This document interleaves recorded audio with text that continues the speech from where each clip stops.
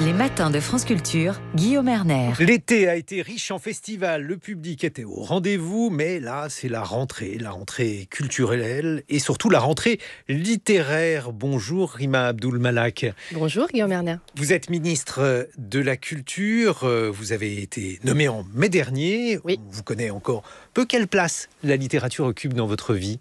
Une place très importante, quotidienne, nocturne surtout. Surtout en ce moment où j'ai moins le temps de lire en journée. Mais depuis toute petite, la littérature, c'est ce qui m'aide à vivre. Moi, j'ai grandi au Liban pendant la guerre civile. Et c'était mon refuge, les livres. C'était ce qui m'ouvrait vers d'autres réalités, d'autres univers qui faisaient un peu rêver. Qu'est-ce que me sortait lisiez ? Qu'est-ce que vous continuez à lire, Rima Abdul Malak ? Alors je lis beaucoup de poésie. Je lis tous les jours de la poésie contemporaine comme nos grands poètes, Baudelaire, René Char, Paul Éluard, etc. Je lis de la bande dessinée, je lis des romans, je lis des essais.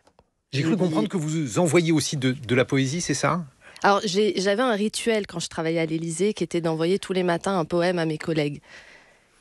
Hélas, j'ai dû arrêter depuis 3 mois puisque le rythme est tel depuis que je suis ministre que je ne peux pas poursuivre ce rituel quotidien, mais de temps en temps, je continue quand même. C'est la rentrée littéraire et certains éditeurs sont inquiets. Le secteur ne se porte pas aussi bien qu'il s'est porté. Qu'en pensez-vous, Madame la Ministre ? On a eu 2 années exceptionnelles en réalité qui étaient les années de la pandémie. C'est contre-intuitif, mais en réalité, ce sont 2 années où les Français ont beaucoup lu, où il y a eu une très forte attente et appétit pour le livre. On a vu des files d'attente à l'entrée des librairies après le confinement. On a eu 2 années vraiment avec des bons chiffres pour le monde de l'édition. Il y a un léger fléchissement, mais qui en réalité, de mon point de vue, n'est pas si inquiétant, puisque nous avons la chance en France d'être une nation de lecteurs. Le livre reste par exemple le premier cadeau qui est offert à Noël. Avec le Pass Culture, on voit un réel engouement pour le livre. Quand on a lancé le Pass Culture, personne ne nous prédisait que les jeunes allaient en premier utiliser le Pass Culture pour le livre. C'est ce qui arrive en premier. Et c'est pas que pour les mangas, comme l'expliquait à votre antenne la présidente du syndicat de la librairie française. Ça n'est pas non plus qu'une légende urbaine. Les jeunes lisent beaucoup de mangas, ils en ont acheté beaucoup. C'est un phénomène de société. Pour moi, je le compare un peu au rock dans les années 60. Et c'est un monde très riche, le monde des mangas. On trouve aussi de la littérature française revisitée dans les mangas. On peut lire Maupassant, par exemple, en manga. Le manga, c'est vraiment un univers très foisonnant et très intéressant aussi. Moi, je m'y intéresse également. Et je trouve qu'il y a vraiment un monde là qui est très, très fort. Mais en tout cas, on a un secteur qui, globalement, on a des libraires qui sont très actifs en France, on a un nombre de librairies qui ne cesse d'augmenter, ce qui montre quand même la vitalité d'un écosystème. Quand il y a une centaine de librairies qui ouvrent, même pendant la pandémie, c'est que tout de même, ça va bien. Et ce sont des personnes passionnées, souvent des femmes, qui ouvrent des librairies. Je les salue. Et nous avons des éditeurs très engagés, nous avons des auteurs fantastiques. Là, il y a 490 romans en cette rentrée littéraire, dont 90 premiers romans. Donc on a des éditeurs aussi qui prennent des risques, qui nous font découvrir de nouveaux auteurs. Beaucoup plus de femmes cette année d'ailleurs aussi. C'est assez remarquable. Bon, parmi là aussi les éditeurs, certains sont inquiets du fait de la recomposition capitalistique de l'édition française. Oui. Ça, c'est une formule qui ne parle peut-être pas aux auditeurs. La manière de le dire plus directement, c'est l'arrivée de Bolloré dans le secteur. Ça vous inquiète, Madame la Ministre ? Le sujet concentration en tant que tel semble s'éloigner puisque là, on semble se diriger vers une cession d'Editis. Pour autant, moi, ce qui m'inquiète, c'est l'enjeu de la liberté d'expression et de la diversité de la création. Là, il va falloir être très vigilant. Qu'est-ce que vous pouvez faire ?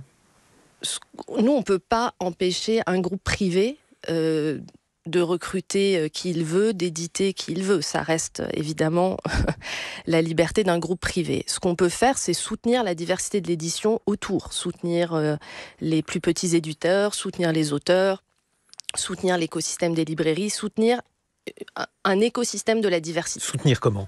Via le Centre national du livre, il y a des aides. Dans le plan de relance que nous avons eu, il y a eu énormément de soutien aussi à l'ensemble de la chaîne du livre.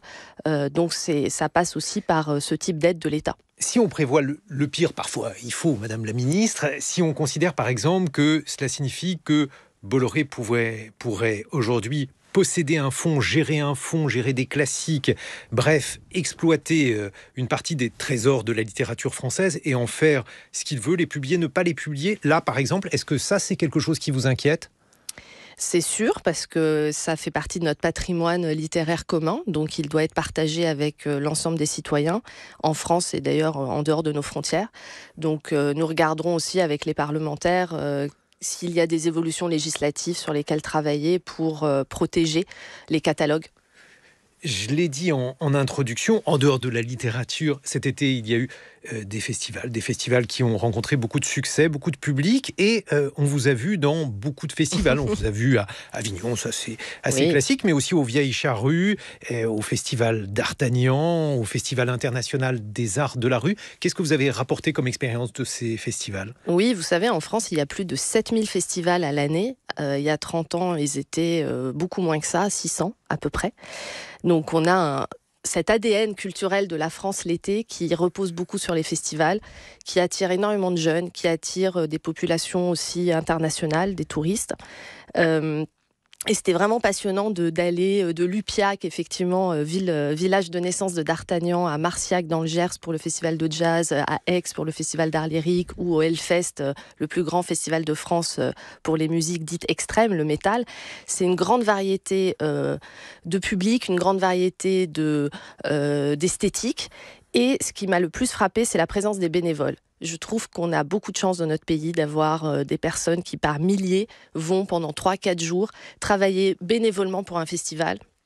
Parce qu'ils y croient, parce qu'ils ont envie de faciliter l'accueil du public, parce qu'ils ont envie d'aider aussi à lutter, par exemple, contre les violences sexuelles et sexistes sur les festivals ou à traiter les déchets et les trier. Donc, il y a vraiment quand même une mobilisation citoyenne autour de la culture et autour des festivals qui me réjouit. Mais le fait qu'une ministre de la Culture aille dans ces festivals, c'est-à-dire des festivals très divers, parce que ce n'est pas seulement les festivals classiques, est-ce que c'est aussi une manière d'imprimer votre marque, de considérer par exemple que la culture, dans votre définition, Rima Abdul Malak, Madame la Ministre, ça n'est pas seulement ce qu'on appelait jadis la culture cultivée, mais une culture beaucoup plus large, beaucoup plus ouverte? Oui, en réalité, pour moi, je ne fais pas cette distinction. Tout cela, c'est de la culture, c'est de l'ouverture à l'autre, de l'ouverture au monde. Et pour moi, voilà, toutes les musiques se valent, toutes les formes se valent, parce que artistiques. vous savez que c'est un propos qui va être largement commenté. Oui. Chacun peut trouver son bonheur. Et voilà, moi, j'ai grandi aussi, j'ai grandi autant avec la musique classique qu'avec le hard rock. Et c'est ce vous mélange avez de la des chance, deux. Mais tout le monde n'a pas cette chance, je veux dire, d'être familier avec grâce à la radio, grâce à l'audiovisuel public, grâce à cette diffusion en France que nous avons accès à la musique, à toutes les musiques. Et donc chacun peut y trouver son bonheur. Donc moi, j'écoute moins de rap, mais je respecte tous ceux qui écoutent le rap et je trouve qu'il y a aussi une grande vitalité dans le rap aujourd'hui.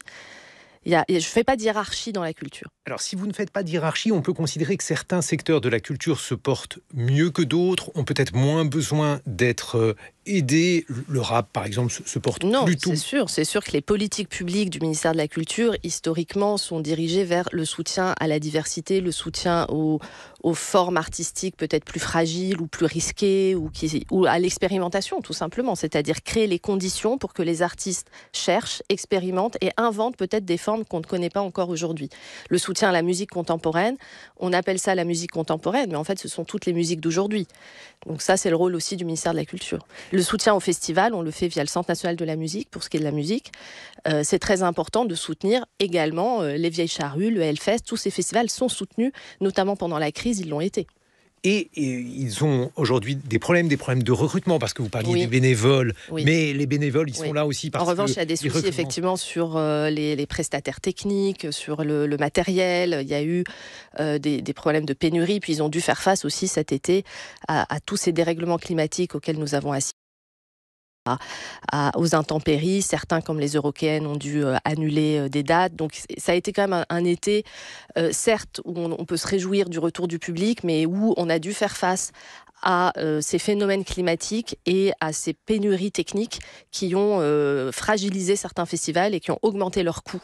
Si vous deviez définir le macronisme culturel, Madame la Ministre, est-ce que vous diriez, lorsque vous considérez par exemple que toutes les musiques se valent, une ouverture culturelle, est-ce que c'est ça? Est-ce que c'est autre chose, le macronisme culturel? C'est plus profond que ça. Le macronisme culturel, c'est-à-dire la vision d'Emmanuel Macron pour la culture, si c'est bien votre question, pour moi, c'est une vision qui est à la fois ancrée dans l'histoire et tournée vers l'avenir. C'est une vision qui fait dialoguer le patrimoine et la création et qui pense la souveraineté culturelle de la France. Je m'explique. Pour Emmanuel Macron, et je partage complètement cette vision, la voix de la France dans ce monde numérique qui s'accélère de plus en plus et qui se bouleverse incessamment, comment la porter, comment la faire vivre, comment la faire exister. Donc, par exemple, un des tournants historiques, je trouve, du précédent quinquennat, c'est d'avoir obligé les plateformes, Netflix, Disney, Amazon, à contribuer à la création cinématographique audiovisuelle française. Donc, à mettre 20% minimum de leur chiffre d'affaires dans la production française. Ça, c'est vraiment pour moi aussi important que la création du Centre national du cinéma après la guerre. C'est-à-dire, face à cette hégémonie des plateformes numériques, comment on répond, et comment on répond en européen, puisque c'est un combat qu'Emmanuel Macron a porté au niveau européen, que la France a gagné et que nous avons transposé ensuite dans le droit français. C'est ce qui fait qu'on va avoir une manne financière d'à peu près 300 millions d'euros par an venant des plateformes pour le cinéma et l'audiovisuel français. Donc ça, c'est très important et c'est ce que j'appelle notre souveraineté culturelle. Et alors, toujours si on envisage votre feuille de route, votre vision de la culture, Madame la Ministre, il y a une partie des Français qui ont moins accès à la culture. Est-ce que le fait d'avoir de la culture pour tous ou de la culture pour chacun, ça n'est pas forcément la même chose d'ailleurs, est-ce que ça fait partie par exemple de votre mission première ? Oui, bien sûr. Moi, mon plus grand défi et ma plus grande priorité, ce sera la jeunesse. Et vous l'avez mentionné tout à l'heure dans le reportage sur le Pass Culture. Et c'est pas que par rapport au Pass Culture, parce qu'il y a plein d'autres manières de toucher les jeunes à l'école via l'éducation artistique et culturelle. En ce jour de rentrée scolaire, c'est important de le dire, les professeurs sont très engagés aussi, tous les enseignants, pour développer la culture à l'école. Mais cet enjeu de la jeunesse, pour moi, il est crucial puisque ce sont les publics de demain.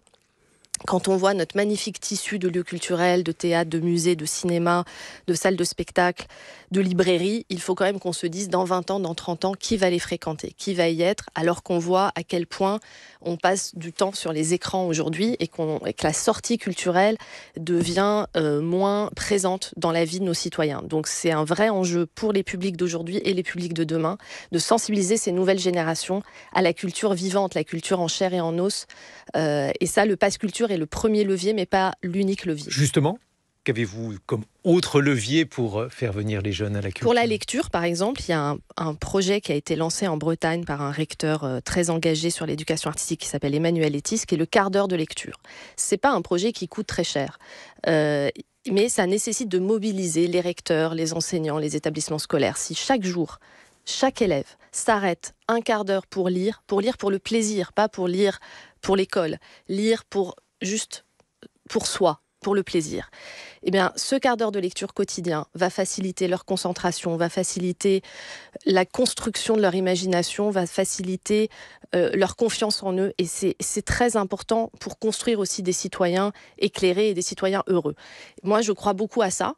On va y travailler avec Pape Ndiaye, mon collègue ministre de l'Éducation. Donc voilà, ça c'est un levier parmi d'autres. Avec la lecture Grande Cause Nationale, nous avons déployé aussi pendant une année des résidences d'auteurs dans les établissements scolaires avec le Centre national du livre, plus de 140 résidences d'auteurs. On l'a fait aussi dans les colonies de vacances, on le fait dans les prisons avec le prix Goncourt des détenus. La lecture doit être partout. Le prix Goncourt des détenus, qu'est-ce que c'est ? C'est comme le prix Goncourt des lycéens, sauf que ce sont les détenus qui vont voter dans des établissements pénitentiaires pour les prix qui sont sélectionnés par l'Académie Goncourt. Donc c'est un partenariat assez unique entre l'Académie Goncourt, le ministère de la Culture avec son Centre national du livre et le ministère de la Justice. France Culture en est partenaire de ce prix. Merci. Dans le contexte, justement, avec les polémiques qu'il y a eu sur la prison, le fait de faire entrer la lecture, est-ce que c'est quelque chose d'important pour vous, Madame la Ministre ? Oui, c'est très important, puisque, voilà, comme je le disais, la lecture doit être partout dans la société et doit aller vers les citoyens qui en sont le plus éloignés. Alors, évidemment, quand on est enfermé en prison, c'est moins facile de lire. On a parlé de la culture des jeunes, la culture des vieux, parce qu'on connaît des jeunes, mais on aime aussi la culture traditionnelle, le patrimoine. Là aussi, est-ce que ça veut dire que... le patrimoine n'est pas que la culture des vieux, oulala. Le patrimoine un peu ironiquement, mais aussi. Parfois aussi, il y a des arbitrages qui sont faits et qui peuvent être faits au détriment du patrimoine. Non, le patrimoine reste une grande priorité. C'est ce qui nous relie à notre histoire, c'est ce qui nous aide aussi à comprendre qui nous sommes et c'est ce qui crée dans chaque territoire des dynamiques aussi, puisque ça fait travailler des entreprises locales, des artisans, ça perpétue des savoir-faire et ça revit le patrimoine. Puisque quand on rénove un site, j'étais à Gagny, au château Maison Blanche, ce site va devenir une université, va devenir un lieu avec des résidences d'artistes, donc un château peut se transformer. Justement, l'initiative de Villers-Cotterêts, peut-être la rappeler en quelques mots, Madame la Ministre, c'est le grand projet d'Emmanuel Macron en matière culturelle. Merci de m'en parler. Le château de Villers-Cotterêts, c'était le château de François Ier, dans le Nord, dans l'Aisne, qui est la ville aussi de naissance d'Alexandre Dumas, Villers-Cotterêts. Donc c'est une terre littéraire. Autour, il y a aussi la maison de Jean de La Fontaine à Château-Thierry, il y a Racine qui était à La Ferté-Milon et d'autres auteurs qui ont vécu dans les environs. Donc c'est vraiment une terre de littérature historiquement. Et ce château est le château où a été signée l'ordonnance de Villers-Cotterêts, donc a une histoire très liée à celle de la langue française et va être restauré, ouvrir bientôt au public au printemps 2023. Si tout va bien, et va devenir cette cité internationale de la langue française, va accueillir des auteurs, des artistes du monde entier, du monde francophone, va aussi proposer des spectacles, des expositions. Il y aura un auditorium, un espace de parcours permanent de visite qui est construit par notamment Barbara Cassin et 3 autres commissaires, donc Xavier Nort. Voilà, ça va être un projet vivant qui fera vibrer la langue française. Un mot sur l'audiovisuel public, vous en parliez tout à l'heure. Un projet de fusion est en cours. Où en est-on, Madame la Ministre ? La fusion, c'est une hypothèse qui a été émise par un rapport du Sénat qui fait partie des sujets qui sont mis sur la table pour discuter de l'avenir de l'audiovisuel public. Mais avant de parler de la gouvernance ou de l'organisation de l'audiovisuel public, c'est important d'abord de s'entendre sur les grandes priorités, les grands enjeux de demain. La jeunesse, par exemple, on en parlait, pour moi, en est une. La puissance numérique en est une autre. La proximité, parce que je pense que nos citoyens ont besoin d'une information au plus près de leur vie locale, c'en est une. Voilà, donc c'est d'abord d'avoir une discussion ensemble, ministère de la Culture et groupe de l'audiovisuel public, sur les enjeux, avant de parler de l'organisation. Dernière question personnelle, devenir ministre pour vous, Rima Abdul Malak, est-ce que ça signifiait entrer en politique ? Désormais, vous êtes une femme politique, vous allez le rester. Comment envisagez-vous les choses ? Vous savez, moi, mon parti, c'est la culture, donc ça ne change pas beaucoup. Pour le moment ? Pour toujours. Merci, Rima Abdul Malak.